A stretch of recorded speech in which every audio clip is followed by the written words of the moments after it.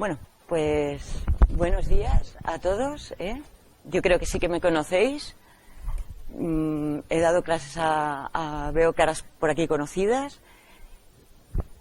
En principio, pues eso, ¿no? Agradecer la oportunidad de poder enseñar la investigación que realizamos el doctor Eduardo Nava y yo, que no sé si ha venido... Ah, aquí está, ¿eh? En el Laboratorio de Fisiología de la Facultad de Medicina, en una parte del Laboratorio de Fisiología. Básicamente nosotros trabajamos en órgano aislado, una parte de la farmacología, la farmacodinamia, estudiamos el efecto del fármaco sobre el vaso arterial. Concretamente trabajamos en vasos aislados. Aquí tenéis una foto de una aorta y aquí de arterias mesentéricas. Dos lechos, cada uno que realiza funciones diferentes. Lo que nosotros nos centramos en la disfunción endotelial, en la alteración de la respuesta arterial. El efecto de la enfermedad sobre la alteración del tono vascular, que esto va a producir una respuesta arterial alterada. Los estudios en órgano aislado presentan una serie de ventajas, que es, o sea, órgano aislado lo sacamos del organismo, ¿verdad? Y lo ponemos in vitro, lo mantenemos in vitro, viable, entonces podemos cuantificar de manera precisa la respuesta de un fármaco. Estudiamos la disfunción endotelial en base a los cambios proporcionados por la farmacología sobre el vaso, ¿eh? También podemos, cuantificamos la respuesta precisa del fármaco, la respuesta primaria del fármaco, sin interacciones farmacocinéticas, ¿eh? Eliminamos la respuesta refleja y cualquier respuesta, cualquier interacción hormonal. ¿Qué limitaciones tiene esta técnica? Que se requiere una minuciosidad muy precisa en el montaje de los vasos arteriales. Podemos, sí, necesitamos un correcto montaje para poder determinar efectivamente la modulación endotelial sobre el fármaco con el que estamos trabajando. En principio la charla pues tiene un nivel bastante básico, porque no sabía muy bien el alumnado que iba a asistir. La he dividido en unas cuantas partes. La primera es una introducción para ponernos en contexto. Esto tiene un nivel muy básico. Después presentaré una serie de materiales y métodos, qué requisitos se requieren para que la arteria responda. Y después ya os presentaré, pues, cómo podemos obtener información acerca de la respuesta que está ejerciendo el vaso. ¿Cómo podemos interpretar esos registros que obtenemos? Bueno, pues entonces, para empezar, esto ya lo sabéis, pero sabéis que en todo el sistema cardiovascular, estudiamos disfunción endotelial porque es una de las principales causa-consecuencia de todas las enfermedades cardiovasculares. Bueno, en principio, el vaso arterial, sabéis, el sistema arterial tiene un plan general estructural de 3 capas concéntricas. Tenemos una túnica íntima que está formada por endotelio, una monocapa de células endoteliales. Después tenemos una túnica media con fibras elásticas y células musculares lisas. Y una capa externa, la túnica adventicia. Este plan general varía según las funciones del lecho arterial. Esto significa que va a haber diferencias regionales en el funcionamiento de las arterias, mecanismos biofísicos y metabólicos diferentes, según el lecho arterial que estemos estudiando. Todas estas podemos ver que según la función que realicen, pues algunas de las capas se pierden o aumentan, se engrosan, como tejido muscular liso, o lo que os comentaba, en los capilares, por ejemplo, desaparecen algunas de las capas. Bueno, las arterias en el organismo vivo están en un estado de semicontracción. ¿Esto qué es? Esto es el tono vascular. Este tono vascular se puede alterar de manera que se disminuye el diámetro del vaso. Las arterias sabéis que distribuyen un volumen sanguíneo. Si disminuye el diámetro provocado por una vasoconstricción, también va a haber una alteración en la distribución del volumen sanguíneo. Si hay una vasodilatación, va a haber más volumen sanguíneo. Todo ello va a reajustar el funcionamiento, la mecánica del árbol vascular, de todo el árbol vascular. Para que se produzca una vasoconstricción, una reducción del diámetro, sabéis perfectamente que se requiere que aumente el calcio intracelular, en la célula muscular lisa, ¿no? Intracitoplasmático. Este aumento de calcio puede venir de un influjo extracelular o puede venir de los depósitos del retículo endoplásmico. Cuando aumenta el calcio intracelular se va a producir la activación de la quinasa de la cadena ligera, de la miosina, todo este rollo, ¿verdad?, para que contraiga. Cuando disminuye el calcio intracelular, o sea, sale el calcio fuera o bien se incorpora dentro del retículo endoplásmico, se produce la vasodilatación. Aquí os he puesto miografía, que es una... bueno, ahora no señala. La miografía, os he puesto miografía que estaba en el título.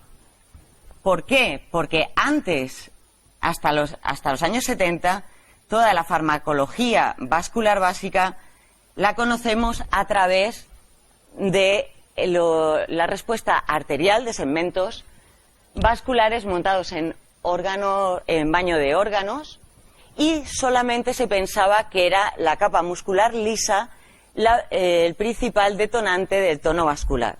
Hoy en día, después del experimento de Farnsworth y Zawadzki, ya se sabe que el endotelio no es solamente una capa que va a separar el lumen de la capa muscular lisa, sino que también tiene funciones muy importantes, ¿no? Funciones como agregación plaquetaria, coagulación, crecimiento del tejido muscular liso, y también regula el tono vascular mediante la liberación de sustancias tanto vasodilatadoras como vasoconstrictoras. Aquí os he puesto una...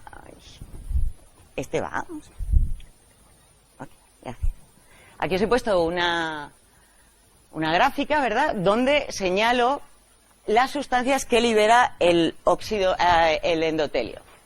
Tenemos óxido nítrico, un factor hiperpolarizante derivado de endotelio, que va a actuar abriendo canales de potasio, pero que todavía no se sabe la naturaleza de este factor. Prostaciclina, que también produce vasodilatación, y algunas sustancias vasoconstrictoras como tromboxano A2 y endotelina 1. El óxido nítrico se libera a través de la acción de la óxido nítrico sintasa, difunde hasta la célula muscular lisa, activa la guanilatociclasa, va a dar lugar a GMP cíclico, que va a hacer que disminuya la concentración de calcio intracelular, metiéndolo en el retículo endoplásmico.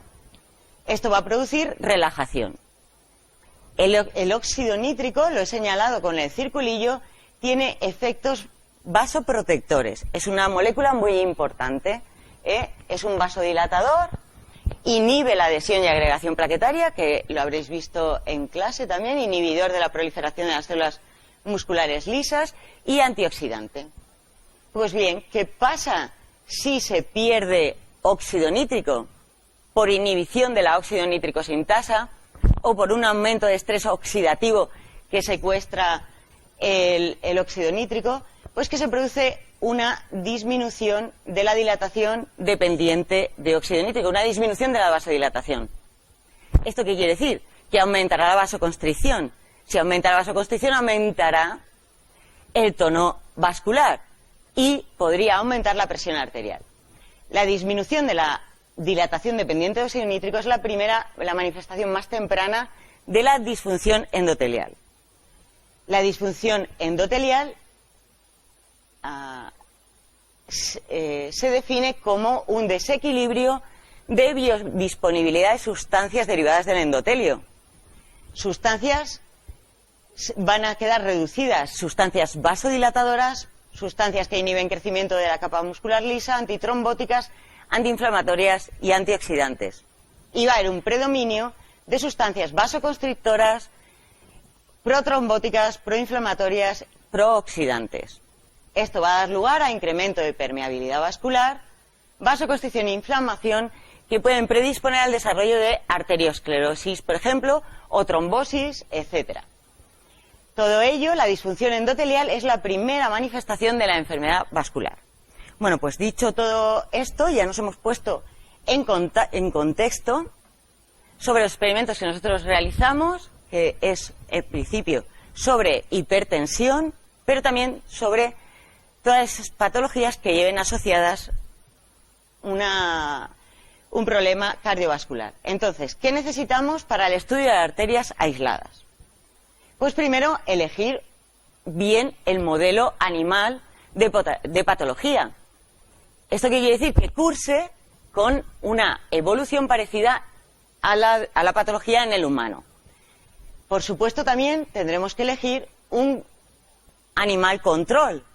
Siempre vamos a tener que comparar la respuesta arterial de un animal control con el patológico para poder determinar una conclusión. ¿Qué más? Bueno, tendremos que sacar las arterias del animal, una disección arterial.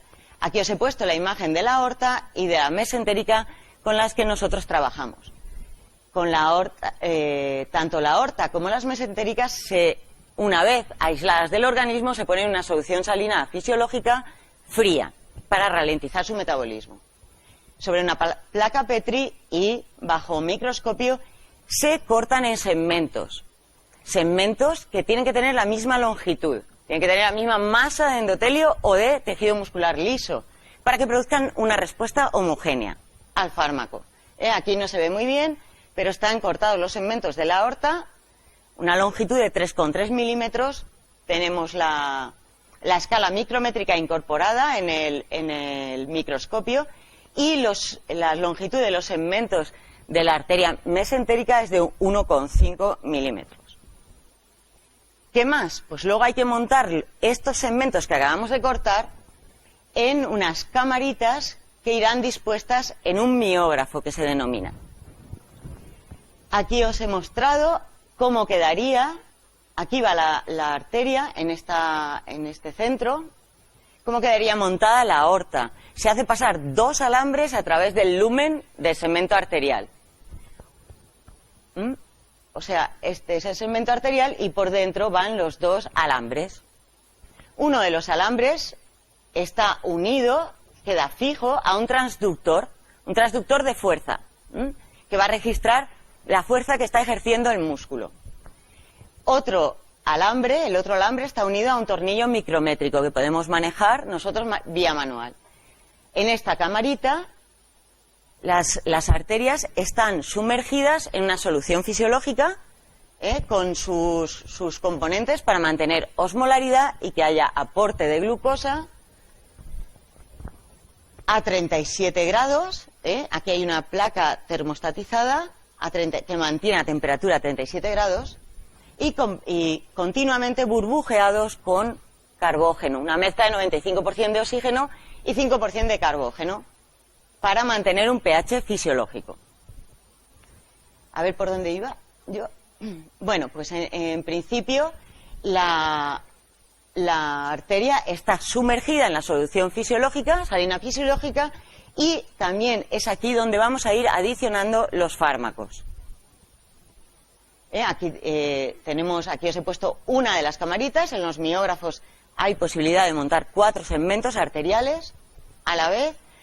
El diámetro de la aorta son 2 milímetros y el diámetro de las mesentéricas son 250 micras. ¿Qué quiere decir esto? Pues que el montaje de las arterias mesentéricas es muy complicado. Había traído un vídeo, pero no dará tiempo para que veáis, pero si os interesa, pues como ya sabéis dónde encontrarme, os mostraré cómo se montan las arterias mesentéricas. Es bastante complicado. Bueno, y entonces, ¿qué es lo que registramos cuando adicionamos los fármacos? Registramos tensión isométrica. ¿Qué es esto? Esto es la fuerza que está ejerciendo la arteria cuando se pone un vasoconstrictor. Va a reducir diámetro y va a ejercer una fuerza que va a ser transmitida al transductor.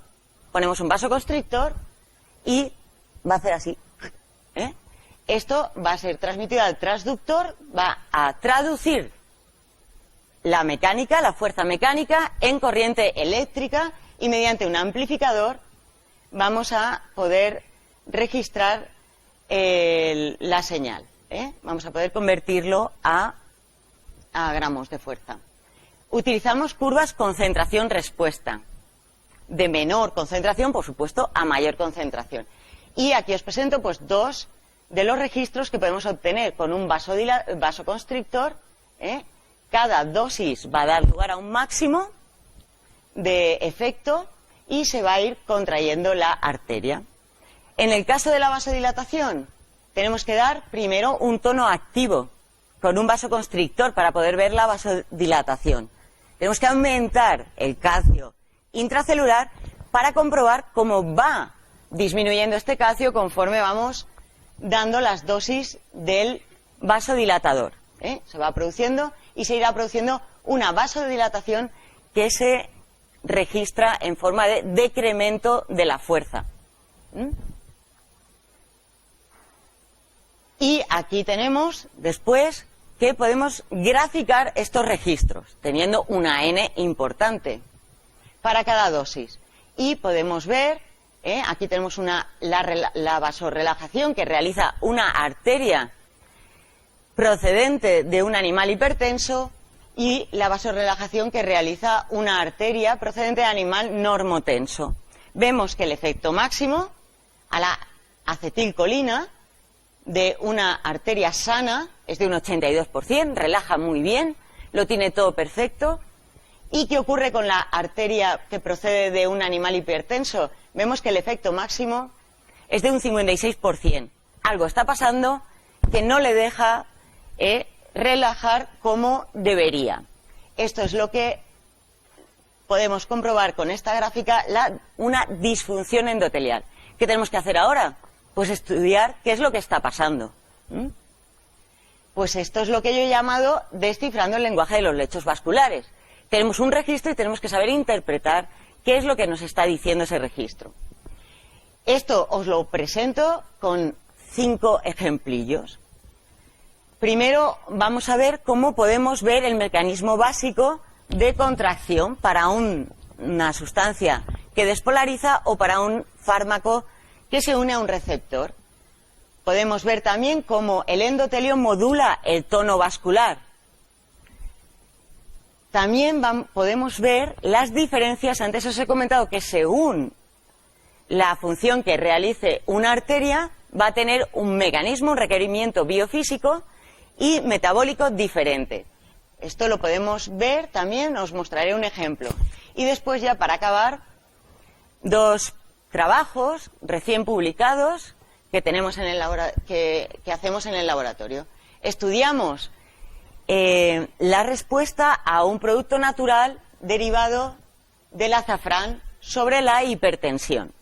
Y también vemos, por otro lado, otra línea de investigación, la influencia de la grasa perivascular sobre la función arterial en obesidad. Bueno, pues vamos a ver primero mecanismos básicos. Sabéis que, esto lo sabéis vosotros de sobra, que el mecanismo básico para activar la vasoconstricción es un acoplamiento, se puede dar de 2 maneras diferentes: acoplamiento electromecánico mediante despolarización, apertura de canales de voltaje dependientes de calcio, entrada de calcio al interior y contracción. O bien acoplamiento fármaco-mecánico, por la unión de un fármaco a un receptor. Nosotros montamos también, para ver la respuesta del endotelio, segmentos arteriales con su endotelio perfecto y segmentos arteriales a los que le hemos eliminado el endotelio, la capa endotelial, sin dañar la capa muscular lisa. Pues bien, podemos ver, manipulando las concentraciones de calcio de nuestra solución salina fisiológica, qué es lo que ocurre. En este primer registro vemos que si incubamos las arterias sin calcio, en una solución salina fisiológica sin calcio, y ponemos un despolarizante como es el cloruro potásico, que aumentará la concentración de potasio extracelular, y esto abrirá los canales de voltaje dependientes de calcio, vemos que sin calcio extracelular no puede contraer, no despolariza, no hay calcio, no hay calcio, por lo tanto, el KCl ya estamos pensando que va a actuar por estos canales. ¿Qué ocurre si ahora cambiamos, si lavamos el segmento y le añadimos una solución fisiológica pero con calcio? Solución salina fisiológica con calcio. Vemos que el KCl produce una contracción, y además le da igual que haya endotelio que no. La contracción además es similar. La presencia o ausencia de endotelio no va a afectar a la despolarización. Lo único que requiere es calcio extracelular. El acoplamiento farmacomecánico lo podemos ver por la norepinefrina. Sabéis que es un vasoconstrictor que se une al receptor y libera segundos mensajeros que van a activar canales del retículo desde donde va a salir calcio y va a aumentar la concentración de calcio intracitoplasmático. En este caso vemos que si incubamos la arteria con la solución salina sin calcio, sí que al darle norepinefrina sí que se produce una vasoconstricción. ¿Esto qué quiere decir? Que le da igual que no haya calcio fuera.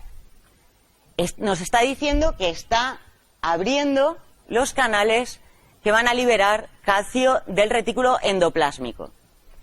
Ahora lo lavamos, y ¿qué ocurre si le añadimos calcio a la solución salina fisiológica? Que la contracción es mayor que la que se generó sin la concentración de calcio extracelular.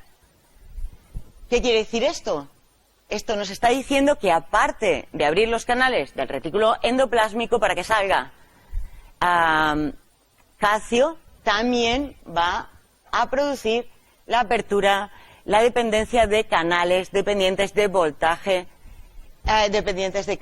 canales de voltaje dependientes de calcio, y cuando ya le hemos puesto calcio extracelular va a entrar dentro de la célula y va a aumentar la concentración de calcio. En este caso, con endotelio y sin endotelio, sí que vamos a ver una diferencia. Vemos que la vasoconstricción que se produce en arterias sin endotelio es mayor que la que se va a producir en arterias con endotelio. Esto nos está diciendo que el endotelio, cuando se une la norepinefrina, está también liberando alguna sustancia que frena esa vasoconstricción. Por otro lado, vamos a ver ahora la dependencia del endotelio para la vasodilatación.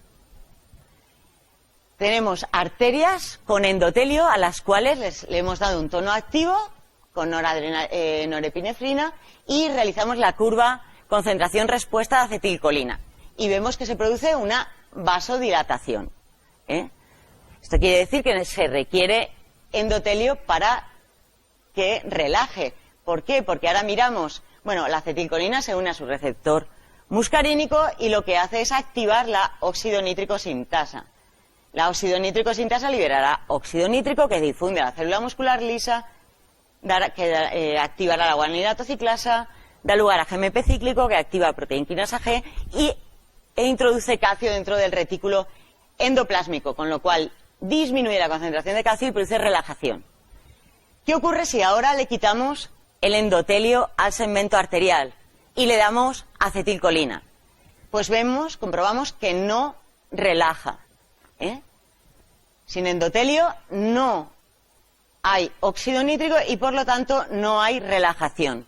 Pero ¿cómo podemos saber si no le pasa nada al músculo liso? No relaja porque algo le pasa. lo que hacemos es dar también,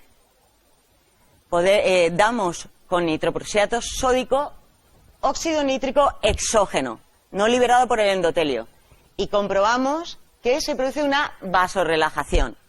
Eso quiere decir que el músculo liso funciona perfectamente.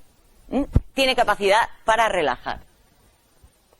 En este caso, lo que hacemos también es inactivar la guanilato ciclasa para comprobar que la vasoconstricción de la norepinefrina continúa si quitamos todos los vasodilatadores posibles. Y vemos que efectivamente al inhibir la guanilato ciclasa, con este inhibidor, se produce una vasoconstricción. ¿Qué más podemos hacer? Podemos inhibir también directamente, sin quitar endotelio, la óxido nítrico sintasa. O quitando endotelio también, da igual. Cuando inhibimos la óxido nítrico sintasa vemos que no se produce vasorelajación. Esto quiere decir que en este vaso la relajación es dependiente totalmente de la liberación de óxido nítrico por la óxido nítrico sintasa. Bueno, y también podemos bloquear el receptor de acetilcolina y comprobamos también que no hay vasorelajación. Bueno, vamos a ver ahora lo otro que os comentaba, diferencias regionales, para poder estudiar qué vasodilatador se utiliza una arteria de conducción, una arteria de resistencia.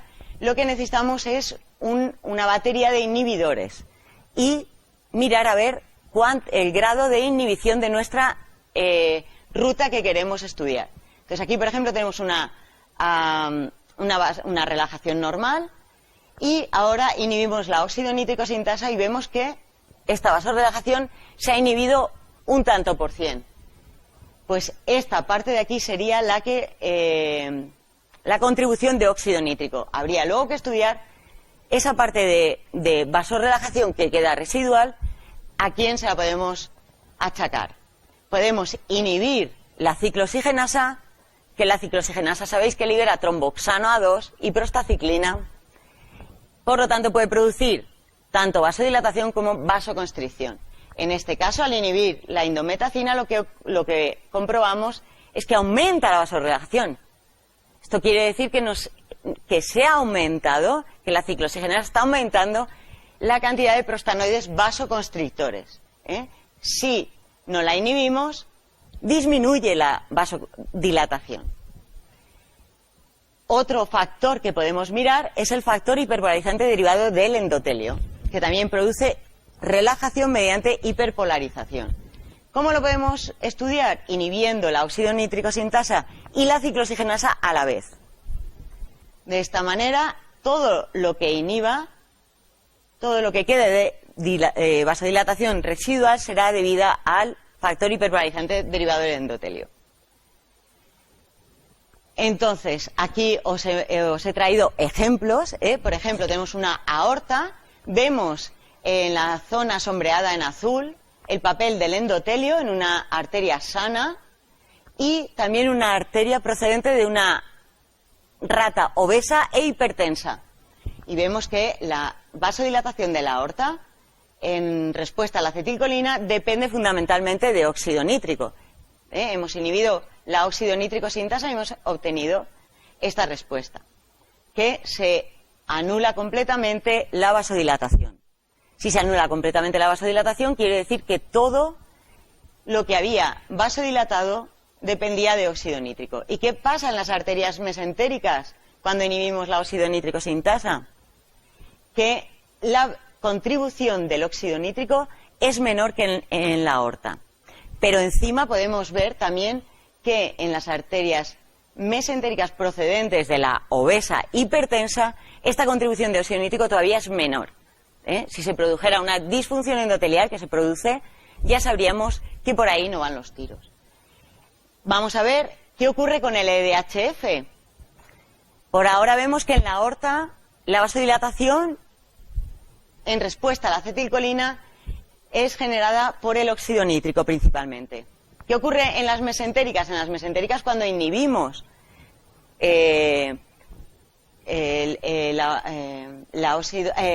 estoy en la contribución del factor hiperpolarizante derivado de endotelio, por lo tanto inhibimos indometacina, ciclooxigenasa y óxido nítrico sintasa. Vemos que se abole, pero mirad, la cantidad de la contribución del EDHF es muy pequeña en la aorta. Sin embargo, en las mesentéricas la contribución del EDHF cuando inhibimos con indometacina y el ename es muchísimo mayor que en la aorta. Esto ya se había estudiado, que las arterias de resistencia vasculares utilizan el EDHF más que el óxido nítrico. Pero así vosotros podéis ver que realmente es así en el laboratorio. Bueno, vamos a ver ahora uno de los trabajos que hemos publicado recientemente. Hemos utilizado un componente bioactivo del azafrán, que es la crocetina, que es un antioxidante sobre la hipertensión. Y obtenemos, aquí tenéis la disfunción endotelial que os había presentado inicialmente y que obtenemos cuando incubamos. Esta es la vasorrelajación que produce la aorta hipertensa y esta es la vasorrelajación que produce la misma aorta hipertensa cuando incubamos con crocetina. Con crocetina, que es el componente bioactivo del azafrán que estamos utilizando. Pues que la vasorrelajación aumenta hasta casi el mismo valor que aumentaba una arteria normotensa. ¿Qué tenemos que hacer ahora? Pues mirar qué es lo que está pasando, que está activando la crocetina para que se produzca esta mayor vasodilatación. ¿Qué hicimos? Inhibir con la óxido nítrico sintasa e incubar con crocetina. Y observamos que la relajación se abolía por completo.